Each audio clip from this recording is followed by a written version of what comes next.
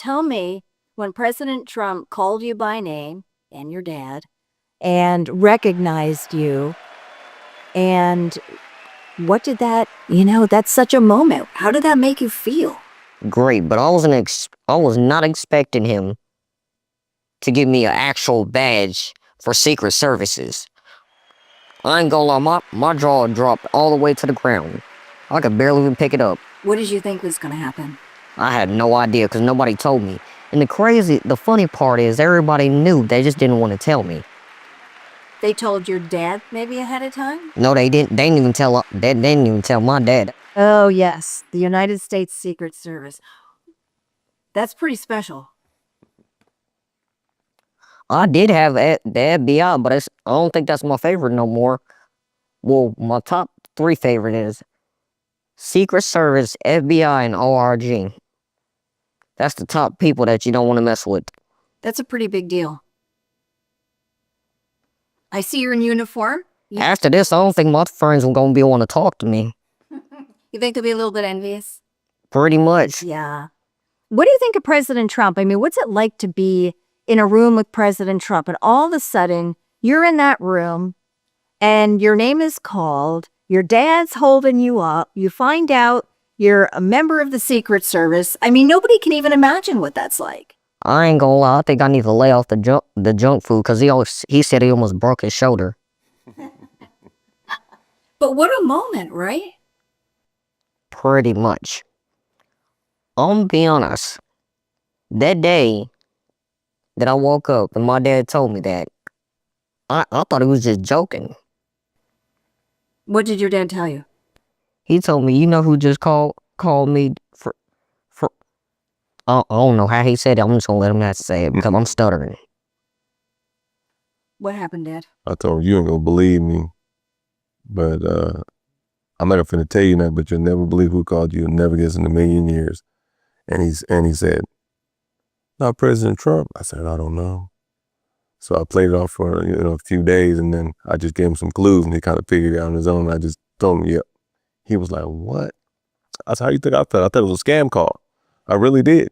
He called you personally and invited you to the big night. Exactly. And I spoke to Border Patrol agent Ortiz that was there. And we were talking, and he said, yeah, I got the call, and I thought it was a spam call. I said, yeah, me too. So we both thought. It had to have been like either Thursday, I guess. So you don't even have much notice. Oh, we didn't need it. I mean, President Trump wanted us to come. There's no excuse why we couldn't get there. Now, you guys have been probably treated very, very well. You've been to the White House, right? At least, how many times? At least twice, right? Twice. Mm-hmm. What was that like? What did you do? Well, I did get to hug everybody. That was the most fun part. Well, really and truly, that wasn't the most fun part. Mostly getting this badge was the fun part. And you're flashing that all over the place now, right? Pretty much. Yeah. Yeah. How do you see your role with the Secret Service? I'm gonna be honest, no one's ever asked me that question. But out of all the police departments, I'd rather work here. Yeah. How many police departments are you a member of now? 909. 909. We don't forget everybody that helped us along the way. I know you've been through a lot with your medical issues, right? Can you tell me, for people who don't know, can you explain to me some of the medical issues you've been through? What's going on with you? Well, I couldn't walk or talk. I'm gonna be honest with you. I couldn't walk or talk. But I used a stuffed animal turtle just to talk, just not in the head and everything. For folks who don't know, where DJ has a brain tumor, right? Can you tell us, or brain cancer, what he's recovering? Or Well, not exactly where it's at, where it's all over. can you tell me? He's got cancer cells all over the place. This is where the original tumor was. It was a pretty good sized one. Now after Barry, we lost lights, and so his medicine went bad. This is as of recent. Now he has another tumor in the original spot. He has one here and another one here. So this drain here and this little contraption here was on this side. It failed, so they had to go back in here and fix it a lot of times. But since they put it here, then if it does fail anytime or break the hose here on the side of his head, if it breaks, they don't know if they're going to be able to find any more ventricles to put the hoses because they're too small, and it runs down from here to his stomach. So, he's got it down all down his C3, C4, C5, all those down his back of his neck, down through the spinal cord to his tailbone.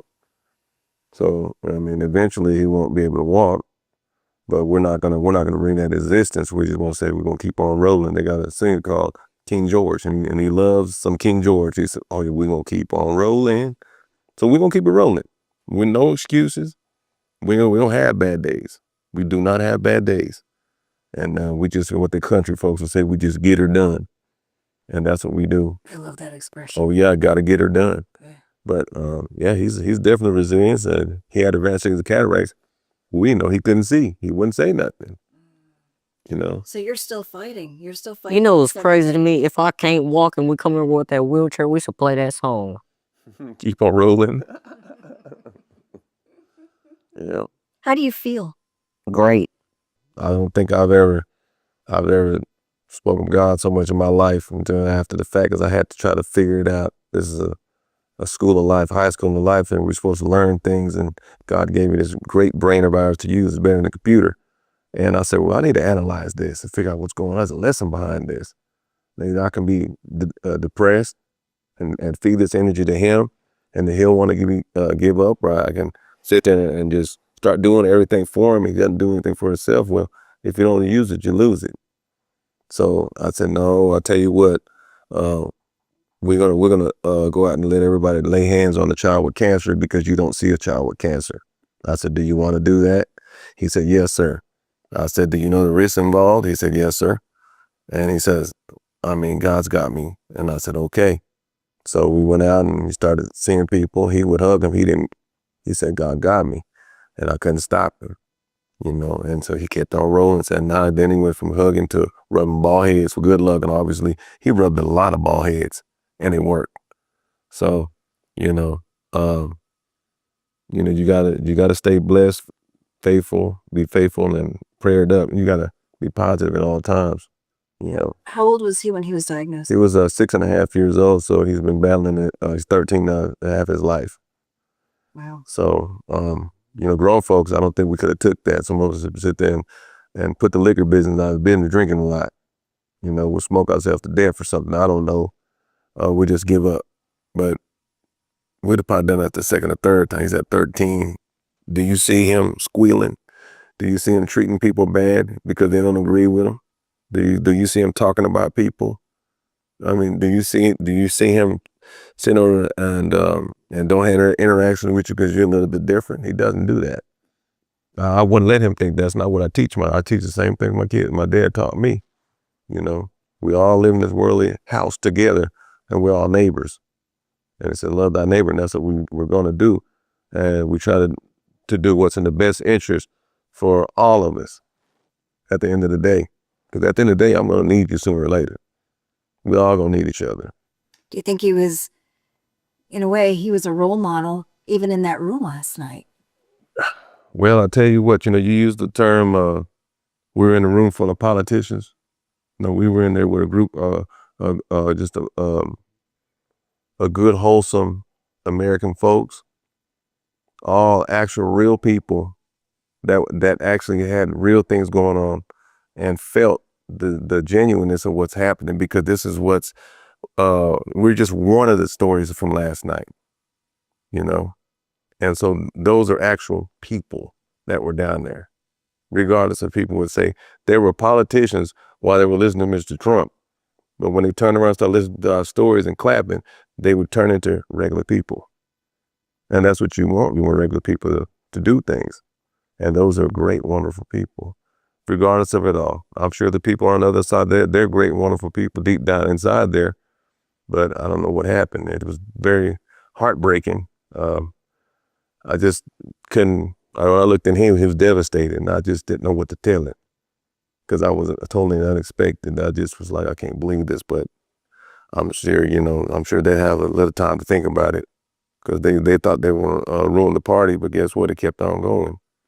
because the message still got out from each and Jocelyn's mother. You got Lincoln Riley's mother. You got, I think his name was Jason, the youngster with his father, was a police officer that got killed in California. You got the West Point deal, because Mr. Trump said, well, guess what? Your application's already accepted.